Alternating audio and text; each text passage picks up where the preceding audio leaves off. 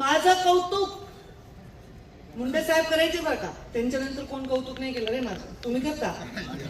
मुंडे साहेब विचारायचे पंकजा आली का, भाषण कसं केलं, कशी चालली, कशी बोलली, माझ्यासारखी आहे का, माझ्यासारखी बोलते का. मी सगळं तुमच्यासारखं करते, फक्त खिशातून कंगवा काढून केस नाही विचारताय. सगळं सगळं त्यांना कुठे सभा घेतली की तिथल्या कार्यकर्त्याला फोन करायचे, कशी बोलली काय. काही सगळ्या ठिकाणी लोक म्हणे साहेब आज तुमचं काही काम नाही, आम्ही ताईंवर भागवतो. सगळे तसे म्हणायचे. एक दिवशी मला म्हणले आता माझं काही काम नाही, म्हणले माझी शेवटची निवडणूक आहे. एकदा म्हणले, दोनदा म्हणले, तीनदा म्हणले. म्हणलं बाबा सारखं सारखं असं का म्हणाले तुम्ही शेवटची निवडणूक आहे. तर मला म्हणले ज्या हातात समाज म्हणजे जात नाही बरं का, जात नाही. इथे सगळ्या जाती धर्माचे लोक आहेत. ठीक आहे माझे पाहुणे रावळे असतीलच, आता ज्याचं त्याला प्रेम असतच आहे. जात नाही ती जात, पण जातीवादी नाही आम्ही. जात नाही समाज म्हणते. ज्या समाज ज्या हातात द्यायचा आहे ते हात तयार झाले. आता मला काही टेन्शन नाही, मी माझा पुढची निवडणूक लढणार नाही. मी रिटायर होणार आहे, मी तुझ्या घरी येऊन राहणार आहे. तू म्हणणार म्हातारा खोकायलाय, मला त्रास झाला, अशी गंमत करायची माझी.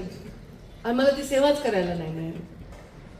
साहेबांना जेव्हा लागलं असं आपल्याला कळलं असतं आणि म्हणले असते की मुंडे साहेबांना 2 बाटल्या रक्त पाहिजे, 2 कोटी बाटल्या रक्त तिथे तयार होऊन असतं. तर संधीच नाही मिळाली, संधी नाही मिळाली. तेव्हा मी राजकारणात काम करते. बघा राजकारण आहे, राजकारण म्हणजे गढूळ पाण्यात कपडे धुण्यासारखे. त्याच्यात पुन्हा मी तुरटी फिरवून फिरवून किती फिरवू. आता ठरवून सुपारी असते, लोक बोलतात, आरोप करतात, काहीही बोलतात, येणं न घेणं कशातही आपलं नाव ओढतात. पण मी राजकारणात का आहे हे सगळ्यात त्यांनी ऐकावं. जे खोटं बोलतात, आरोप करतात असे लोक असतात जगात, त्यांनी ऐकावं. ज्यांचं स्वतःच्या वडिलांवर प्रेम आहे आणि ज्यांनी स्वतःच्या वडिलाला गमावलंय.